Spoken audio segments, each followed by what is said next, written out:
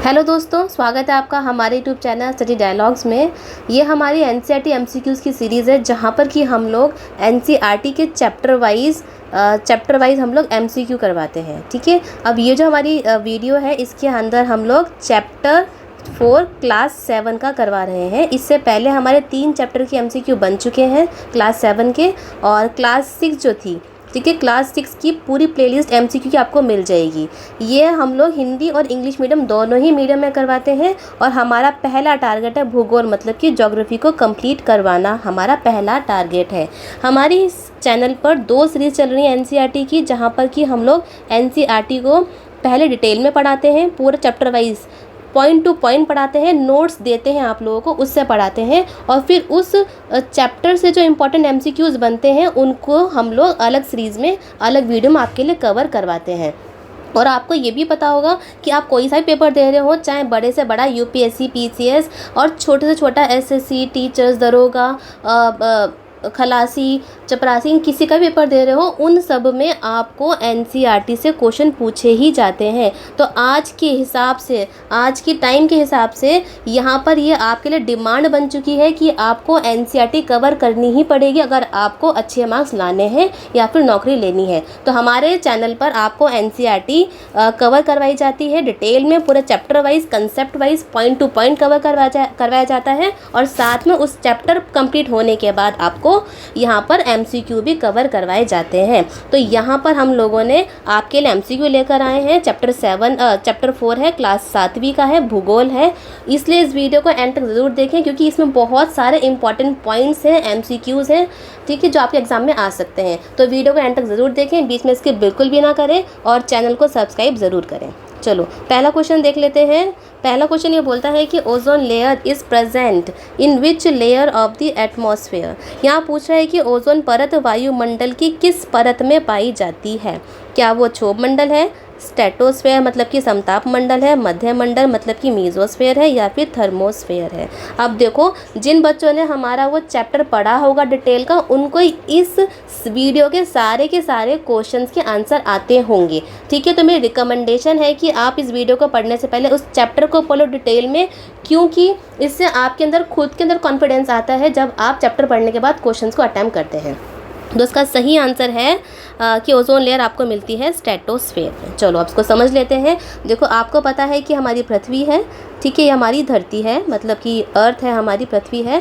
उस धरती में एटमॉस्फेयर है, मतलब कि वायुमंडल है। अब उस वायुमंडल की भी परतें हैं। अब वो कितनी परतें हैं वायुमंडल की? होती है 5 लेयर्स बोल लो, या फिर 5 परतें बोल लो। ठीक है, कौन कौन सी होती है? सबसे पहली होती है आपकी ट्रोपोस्फेयर या फिर क्षोभ मंडल बोलो।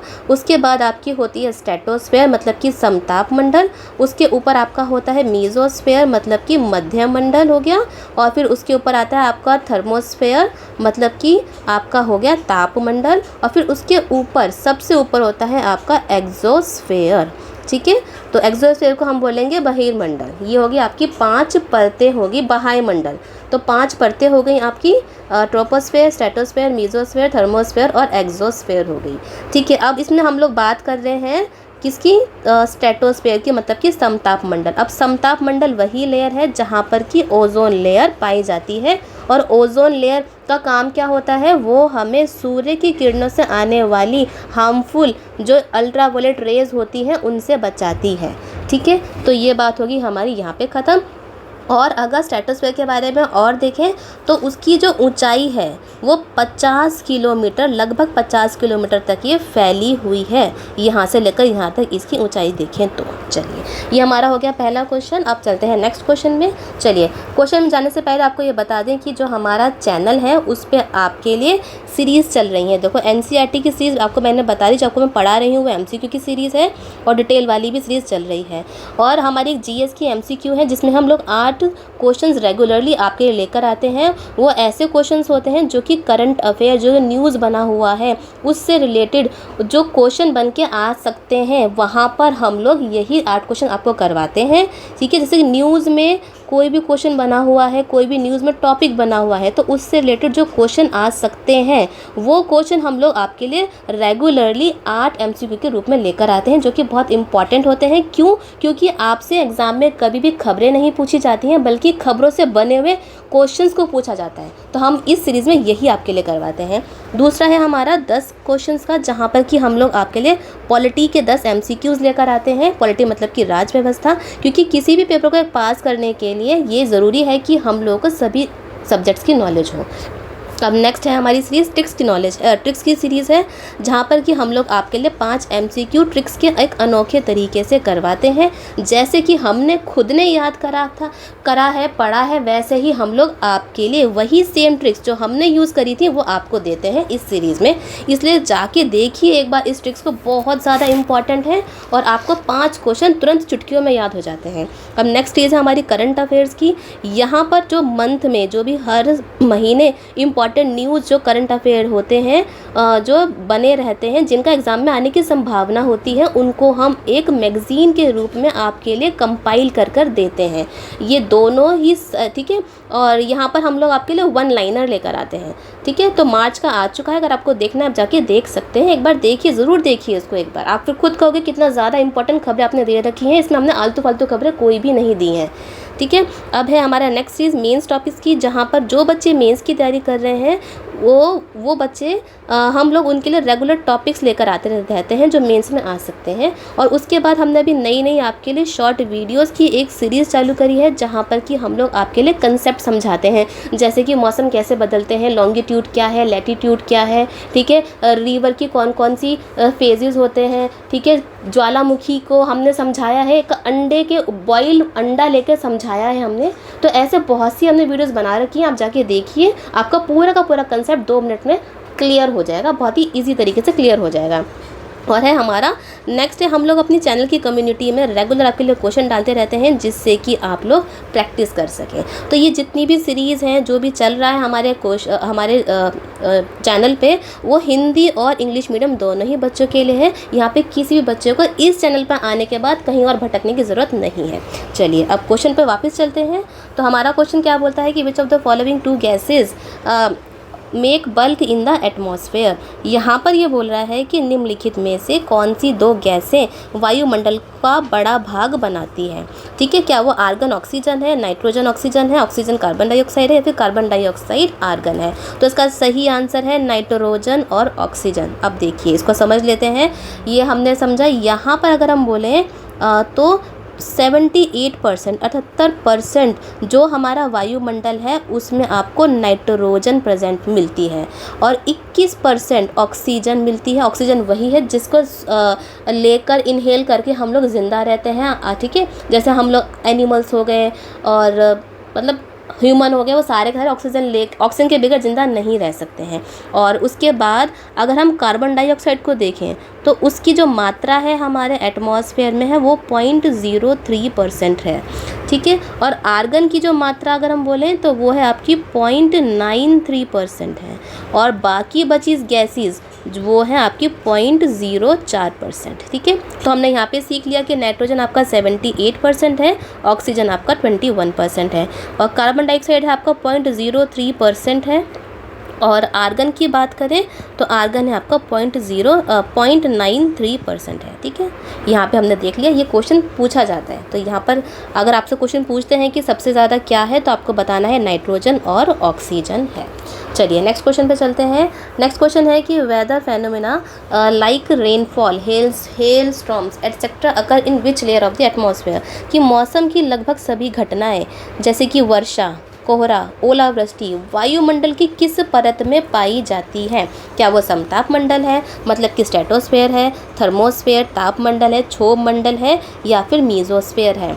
ठीक है, तो इसका सही आंसर है आपका ट्रोपोस्फेयर, मतलब कि क्षोभ मंडल। क्षोभ मंडल हो गया। ये मैंने आपको बताया था कि हमारी धरती है, पृथ्वी है, उसके ऊपर तुरंत उसके ऊपर आपको ट्रोपोस्फेयर मतलब कि क्षोभ मंडल मिलेगा। अब ये क्षोभ मंडल वही है जहाँ पर कि सारी की सारी वेदर फेनोमिना बोले तो सारी की सारी मौसम से संबंधित जितनी भी घटनाएं हैं वो यहीं होती हैं। इसका मतलब जो भी बारिश होती है ना तो वो ट्रोपोस्फेयर से ही होती है। ओलावृष्टि हो गया, कोहरा हो गया, वो सारा का सारा यहीं पर होता है, हमारी ट्रोपोस्फेयर मतलब कि क्षोभ मंडल की लेयर में ये होता है। और अगर हम बात करें कि इसकी ऊंचाई कितनी होती है तो इसकी ऊंचाई की बात करें, हाइट की बात करें तो ये आपको 13 किलोमीटर की हाइट की मिलती है। और ये वही लेयर है जो कि बहुत इम्पॉर्टेंट परत है, मोस्ट इम्पॉर्टेंट लेयर है हमारे एटमॉस्फेयर की। चलिए नेक्स्ट क्वेश्चन देख लेते हैं। नेक्स्ट क्वेश्चन है हमारा कि hour to hour and day to day condition of atmosphere is called, मतलब कि वायुमंडल की प्रत्येक घंटे तथा दिन प्रतिदिन की स्थिति को क्या बोलते हैं। यहाँ पूछा है क्या इसको मौसम बोलते हैं, जलवायु बोलते हैं, ऑक्सीजन चक्र बोलते हैं या नन ऑफ द अबव बोलते हैं, इनमें से कोई भी नहीं है। तो इसका सही आंसर है वेदर, ये मौसम। अब देखो कुछ समझ लेते हैं। अब देखो मौसम क्या है, देखो हम रेगुलरली कहीं भी जाते हैं, बाहर जाते हैं तो मौसम का अनुमान लगा के जाते हैं। कहीं बारिश तो नहीं होने वाली, कहीं धूप तो नहीं पड़ेगी, ठीक है, कहीं ठंड तो नहीं पड़ेगी। जैसे कि अगर मानो ये बच्चा है, इसको बाहर जाना है, ठीक है, तो वो क्या करेगा, अपने मोबाइल पर गूगल सर्च करेगा कि बारिश तो नहीं होने वाली है, क्योंकि अगर बारिश होगी तो वो अपने साथ छतरी लेकर चला जाएगा। ठीक है, तो वो क्या लेकर जाएगा, छतरी लेकर जाएगा वो बच्चा। तो यही है हमारा मौसम हो गया कि जो घंटे टू घंटे, प्रत्येक घंटे, प्रत्येक प्रतिदिन में जो हमारी प्रतिदिन की स्थिति में चेंजेस आते हैं उसको हम बोलते हैं मौसम। ठीक है, मौसम की जैसे कि अभी हम बैठे हैं कि अभी तो धूप पड़ रही है, कहीं फिर दोबारा 3-4 घंटे बाद देखा, शाम को देखा अरे बारिश पड़ गई, तो ये कब हुआ, मौसम हो गया। बारिश चली गई, ठंड पड़ गई, गर्मी आ गई, दोबारा सूरज आ गया, बारिश हो गई, सूरज आ गया, बारिश हो गई, बादल छा गए। तो रेगुलर जो चेंजेस हमारे वेदर में होते हैं, हमारे कंडीशन जो चेंजेस होती हैं उसको हम मौसम बोलते हैं। अब रही बात क्लाइमेट की। अब क्लाइमेट क्या होता है, क्लाइमेट होता है किसी भी जगह का या किसी भी एरिया का जलवायु। अब जलवायु से अगर हम बोलें तो उस स्थान में जो लॉन्गर पीरियड तक, लॉन्गर टाइम तक या फिर लंबी अवधि तक मौसम कैसा रहता है। ठीक है, मतलब मौसम कैसा, क्या वहाँ पर अगर हम बोले 12 महीने हैं, हम ऐसा मान लेते हैं, हम एज्यूम करते हैं समझने के लिए, मान लो 12 महीने हैं हमारे पूरे साल में। अब हमने एज्यूम करा कि एक जगह है बड़ी सी, तो वहाँ पर क्या हुआ, एक एरिया है, रीजन है, वहाँ पर हमने देखा कि 8 महीने तो वहाँ पर बारिश ही होती रहती है, बारिश होती रहती है। तो हम इस एरिया को क्या बोलेंगे कि इस एरिया का जो क्लाइमेट है या फिर जो जलवायु है वो मॉइस्चर वाली है, यहाँ बारिश होती है, यहाँ पे आर्द्रता ज़्यादा रहती है। तो यहाँ पर अगर डे टू डे आता है और घंटा टू घंटा आता है आपका कि एटमॉस्फेयर की कंडीशन चेंज होती है, तो आंसर आपका आएगा वेदर। लेकिन अगर आपसे यही पूछ ले कि लॉन्ग पीरियड टाइम में मतलब कि अगर लंबी अवधि में मौसम की औसत स्थिति क्या है तो उसको हम क्या बोलते हैं, तो हम उसको बोलेंगे जलवायु। चलिए नेक्स्ट क्वेश्चन देखते हैं। नेक्स्ट क्वेश्चन है आपका, as we go up the layers of the atmosphere the pressure, जैसे जैसे हम लोग ऊपर जाते हैं, हाँ, जैसे जैसे हम लोग वायुमंडल की परतों में ऊपर की ओर जाते हैं तब वायु दाब होता है। यहाँ पर ये पूछा है क्या वो बढ़ता है, घटता है, या फिर सेम रहता है, या फिर ज़ीरो हो जाता है, मतलब कि शून्य हो जाता है। वायु दाब की यहाँ पे बात करिए, प्रेशर की बात करिए। तो इसका सही आंसर है कि जब हम ऊपर जाते हैं तो हमारा जो वायु दाब है वो घट जाता है। ठीक है, कैसे घट जाता है, देखो इसके इसका रीज़न ये है, ये हमारी पृथ्वी है, तो हमारी जो पृथ्वी है वो ग्रेविटेशनल फोर्स लगाती है, हिंदी में बोलते तो गुरुत्वाकर्षण बल लगाती है। तो उसकी वजह से क्या होता है कि इसकी गुरुत्वाकर्षण बल की वजह से जो हमारी गैसेस होती हैं, ठीक है, जो भी डस्ट पार्टिकल हैं, गैसेस है, वो यहाँ पर बहुत ही ज़्यादा धरती के सतह के पास तक बहुत ज़्यादा डेंस रहती हैं। ठीक है, एक दूसरे के पास पास रहती हैं। तो यहाँ पर जो वायु दाब होगा वो आपका प्रेशर होगा वो बहुत ज़्यादा होगा। लेकिन जैसे जैसे हम लोग ऊपर जाएंगे, परत दर परत एटमॉस्फेयर की परत के ऊपर जाएंगे तो ये दूर होते जाएंगे, क्योंकि ग्रेविटेशनल फोर्स बोलें तो गुरुत्वाकर्षण बल बोलें तो वो कम होता जाता है। तो यहाँ पर इसलिए प्रेशर भी आपका ऊपर जाते जाते कम होता जाता है। अब देखो आपने कभी सुना भी होगा एग्जाम्पल कि जब लोग जो होते हैं वो पहाड़ों पे जाते हैं, घूमने के लिए पहाड़ों पे जा रहे हैं, पहाड़ों पे चढ़ रहे हैं, तो उनको शिकायत आ जाती है कि उनके कान और नाक से खून निकलना, ब्लड निकलना चालू हो जाता है। अब वो क्यों हो जाता है? क्योंकि आपको ये भी पता होगा, क्योंकि हमारी जो बॉडी है, देखो अब आप मुझसे एक क्वेश्चन पूछोगे कि मैम आप ये बताओ कि हमें तो महसूस भी नहीं होता कि हमारे ऊपर हमारा जो वायुमंडल है वो प्रेशर लगा रहा है, दाब लगा रहा है। तो इसका आंसर ये है, इसलिए नहीं होता क्योंकि जो हमारे अंदर ब्लड बह रहा है, ठीक है, उसका जो ब्लड प्रेशर है, हमारा जो ब्लड है वो ऐसे प्रेशर लगा रहा है बाहर की साइड, और हमारा जो एटमॉस्फेयर वो यहाँ से प्रेशर लगा रहा है, तो ये बैलेंस हो जाता है, ठीक है, तो यहाँ पे बैलेंस हो जाता है। लेकिन जब कोई इंसान पहाड़ों पे जाता है तो मैंने आपको बता दिया कि यहाँ पे ऊपर जाते जाते प्रेशर कम हो जाता है, वायुदाब कम हो जाता है, तो उसकी वजह से जो हमारी बॉडी प्रेशर लगा रही है, ब्लड प्रेशर जो लगा रही है वो तो सेम ही लगाएगी,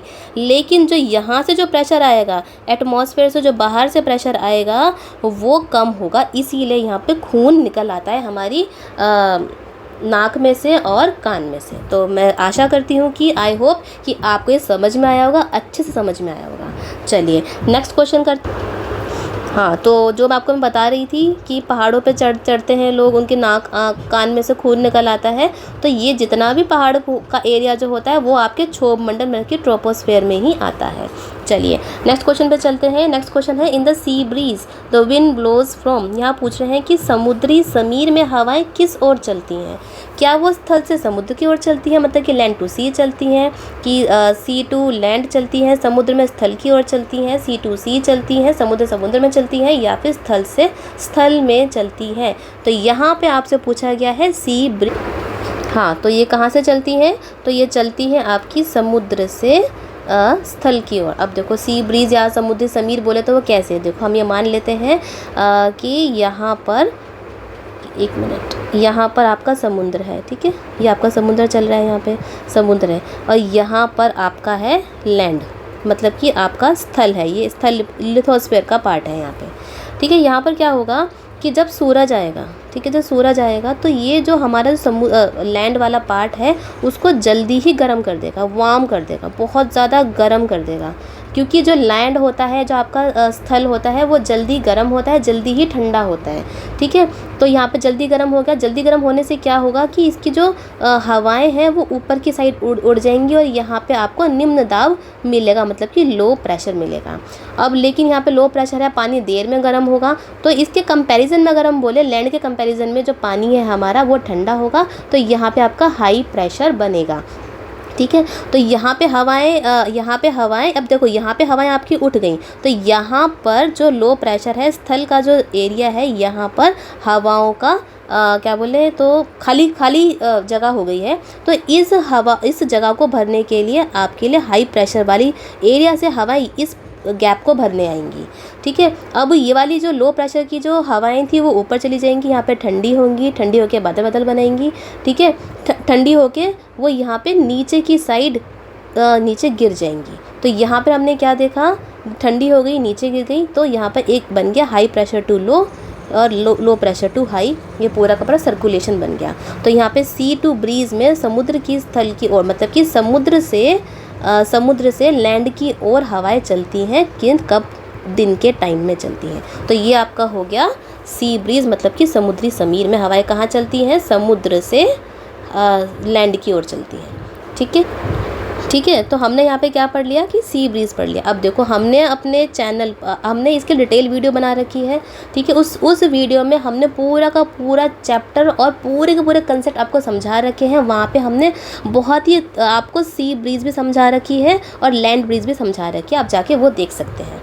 चलिए अब नेक्स्ट क्वेश्चन पे देखते हैं। नेक्स्ट क्वेश्चन है आपका, the layer which is almost free from the cloud associated the weather phenomena in the atmosphere. यहाँ पर ये बोल रहा है कि वायुमंडल की वह परत जो बादल एवं मौसमी संबंधी घटनाओं से लगभग मुक्त रहता है उसे क्या कहते हैं? क्या उसको क्षोभ मंडल बोलते हैं, ट्रोपोस्फेयर बोलते हैं, स्ट्रेटोस्फेयर समताप मंडल बोलते हैं, मीजोस्फेयर मध्य मंडल, एक्सोस्फेयर या बहिर्मंडल बोलते हैं? तो इसका सही आंसर है स्ट्रेटोस्फेयर।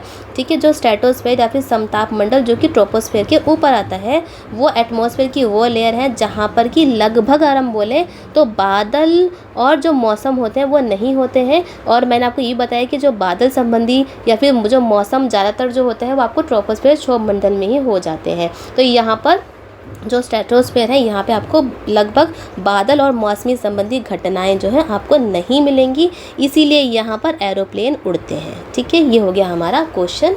चलिए अब नेक्स्ट क्वेश्चन पे चलते हैं। नेक्स्ट क्वेश्चन है आपका द विंड फ्लोज फ्रॉम। यहाँ पूछा है कि हवाएं चलती हैं क्या high pressure to low pressure चलती हैं, उच्च दाब से निम्न दाब चलती हैं, low pressure to high pressure चलती हैं, निम्न दाब से उच्च दाब चलती हैं, ईस्ट टू वेस्ट चलती हैं, पूरब से पश्चिम चलती है, नॉर्थ टू साउथ उत्तर से दक्षिण चलती हैं। अब यहाँ पर पूछा है तो हम लोग अभी बोले तो जो हवाएं हैं हमारी, अब देखो आपको मैंने क्या बताया था कि ये एक एरिया है। ठीक है, यहाँ पे गर्म हो गया, अब गर्म हो गया तो यहाँ पर हवाएं ऊपर उठ गई। अब इसी एरिया को तो ये लो प्रेशर एरिया बनाया तो यहाँ पर जो हवाएं हैं जो हाई प्रेशर जोन होगा आपका उच्च दाब वाला एरिया होगा वहाँ से इस गैप को भरने के लिए हाई प्रेशर से हवाएं आएंगी। उसके बाद ये ठंडी हो जाएंगी, ठंडी होकर फिर दोबारा नीचे बैठ जाएंगी। तो यहाँ पर हमारा आंसर होगा कि जो विंड है वो आपकी high pressure to low pressure चलती है। अब हमने अपने जो हमारा चैप्टर है वहाँ पर हमने आपको लो प्रेशर और हाई प्रेशर को बहुत ही अच्छे से समझा रखा है। उसमें हमने अपने खुद के एग्जाम्पल दिए हैं, घर के एग्जाम्पल दिए हैं, जिससे कि आप समझ सकते हैं कि हाई प्रेशर और हाई प्रेशर की जो विंड है वो नीचे क्यों बैठती है और लो प्रेशर की विंड जो है वो ऊपर क्यों बैठती है। ठीक है, तो वहाँ पे मैंने आपको फ्रिज के एग्जांपल, फ्रिज जो है हमारा फ्रिज है ना, घर में जो फ्रिज होता है, फ्रिज का एग्जांपल लेके मैंने आपको समझाया था कि हाई प्रेशर की हवाएं नीचे की होती हैं और लो प्रेशर की हवाएं मैंने घर में आपको बताया था कि घर में जो भी खिड़की होती है वो क्यों होती है। ठीक है, चलिए अब नेक्स्ट क्वेश्चन पे चलते हैं। नेक्स्ट क्वेश्चन है आपका the monsoon in India is example of, कि भारत में मानसूनी पवनें उदाहरण हैं। वो क्या वो मौसमी पवनों का उदाहरण है, सीजनल विंड्स का, लोकल विंड्स स्थानीय पवनें, या परमानेंट विंड्स स्थायी पवनें, या इनमें से कोई नहीं। तो इसका सही आंसर है आपका सीजनल विंड, मतलब कि मौसमी पवनें। जो आपकी मानसून या भारत में जो मानसून पवनें चलती हैं, मानसून विंड्स जो चलती हैं वो सीजनल विंड होती हैं। अब देखो वो सीज़न में ही चलती हैं। ठीक है, जब बारिश आती है आपके यहाँ पे साउथ वेस्ट डायरेक्शन से बारिश आती है, ठीक है, दक्षिण पश्चिम हवाएं आती हैं, विंड चलती हैं, तभी हमारे यहाँ पे मानसून विंड चलती हैं। रेगुलर तो नहीं चलती, आप सबको ही पता होगा, जब बारिश आती है तभी मानसूनी पवनें आती हैं। तो इसीलिए जो मानसून इन इंडिया जो है वो एग्जाम्पल है आपका सीजनल विंड का। चलिए नेक्स्ट क्वेश्चन पे चलते हैं। नेक्स्ट क्वेश्चन है कि विच layer of the atmosphere help in radio transmission. अब देखो यहाँ पर दोबारा आपसे वायुमंडल की परत के बारे में पूछा गया है। अब यहाँ पे ये पूछा गया है कि रेडियो संचार के लिए कौन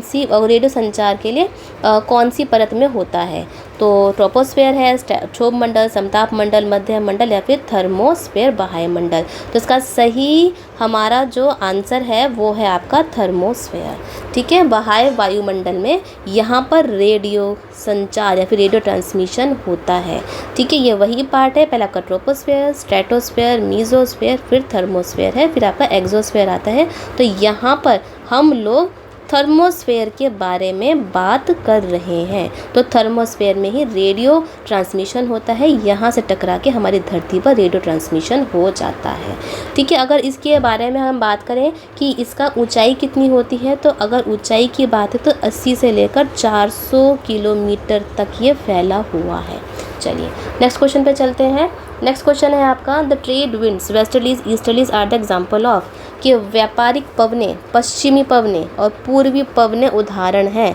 सीजनल विंड्स मौसमी पवन का, लोकल विंड स्थानीय पवन का, परमानेंट विंड्स स्थायी पवन का, या इनमें से कोई नहीं। तो ये जो एग्जाम्पल है वो है आपका परमानेंट विंड, मतलब कि स्थायी पवनें। ठीक है, स्थायी पवनें वो पवनें हैं जो कि पूरे साल हमारी पृथ्वी पर एक ही डायरेक्शन में रहती हैं और वो चेंज नहीं होती हैं। तो वो एग्जाम्पल्स हो गए ट्रेड विंड्स, वेस्टर्लीज और ईस्टर्लीज। ये सारे के सारे आपके परमानेंट विंड के एग्जाम्पल्स हैं।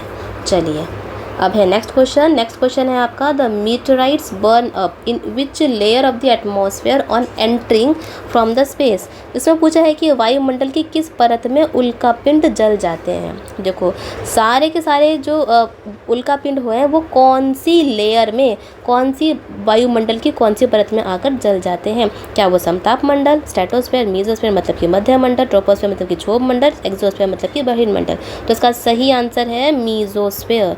जो मीजोस्फेयर होता है आपका मध्य मंडल होता है, ठीक है। जब मध्य मंडल में कोई भी उल्कापिंड या फिर मीटेरॉइड आता है तो वो जल जाता है, जिसको कि हम लोग क्या बोलते हैं, टूटता तारा बोलते हैं, ठीक है। टूटता तारा हम इसको बोलते हैं। और अगर इसके बारे में हम लोग बात करें कि इसकी कितनी हाइट है, तो इसकी हाइट आपको मिलेगी 80 किलोमीटर तक, लगभग ये 80 किलोमीटर की ऊंचाई तक ये फैला हुआ है। तो इसमें इम्पॉर्टेंट बात यही है कि उल्कापिंड मीजोस्फीयर मतलब कि मध्य मंडल में आकर जल जाते हैं।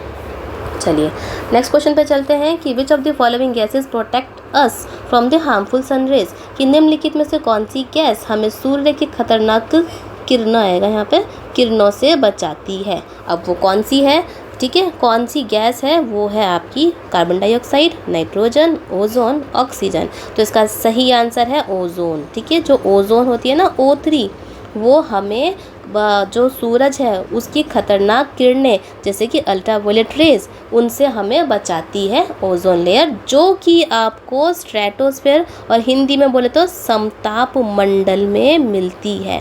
बहुत ज़्यादा इम्पॉर्टेंट क्वेश्चन है। यहाँ पर आपको उस चैप्टर नंबर 4 क्लास 7 के जितने भी इम्पॉर्टेंट MCQ बनते थे वो यहाँ पर कवर कर दिए गए हैं। चलिए नेक्स्ट क्वेश्चन पे चलते हैं।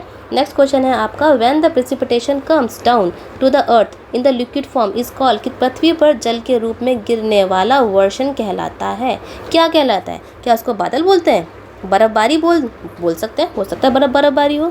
क्या उसको वर्षा बोलते हैं, या उसको ओलावृष्टि या फिर हेल स्टॉर्म बोलते हैं। तो इसका सही आंसर है कि पृथ्वी पर जल के रूप में क्या गिरता है, रेन गिरती है। सिंपल सी बात है कि जल के रूप में क्या गिरेगा, वर्षा गिरेगी। When precipitation comes down to the earth in the liquid form, ठीक है। ये मैंने आपको सारा का सारा उसमें समझा रखा है, आपको उच्च ताप और निम्न दाब को लेकर समझा रखा है, और साथ में आपको रेनफॉल कितने टाइप की होती है, कैसे होती है, वो भी मैंने आपको वीडियो में समझा रखा है।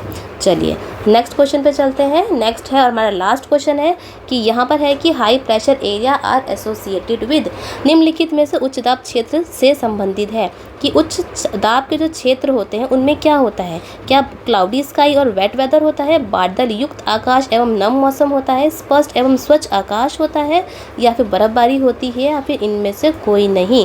तो इसका सही आंसर है, क्योंकि यहाँ पे उच्च दाब की बात करी गई है, हाई प्रेशर की बात करी गई है, तो क्लियर और सनी स्काई इसका आंसर है।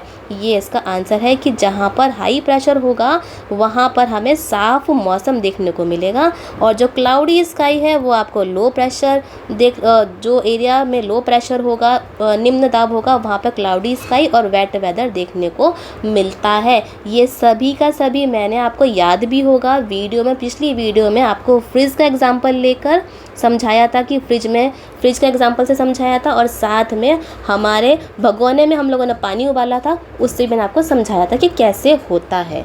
ठीक है, चलिए ये थी हमारी आज की वीडियो। यहाँ पर हमने पूरे के पूरे जितने भी इंपॉर्टेंट पॉइंट्स के MCQ बनते थे वो आपके लिए कवर करवा दिए हैं। आपको वीडियो कैसी लगी है कमेंट सेशन में ज़रूर बताइए, और अगर कोई भी डाउट है इन क्वेश्चन में से तो कमेंट सेशन में आप पूछ सकते हैं। वीडियो को ज़्यादा से ज़्यादा लाइक करिए, अपने फ्रेंड्स के साथ शेयर करिए, जिससे कि उनको भी फ़ायदा हो जाए, और चैनल को सब्सक्राइब ज़रूर करिए और बाकी बच्चों से भी कराइए। चलिए तो मिलते हैं नेक्स्ट वीडियो में। Happy learning.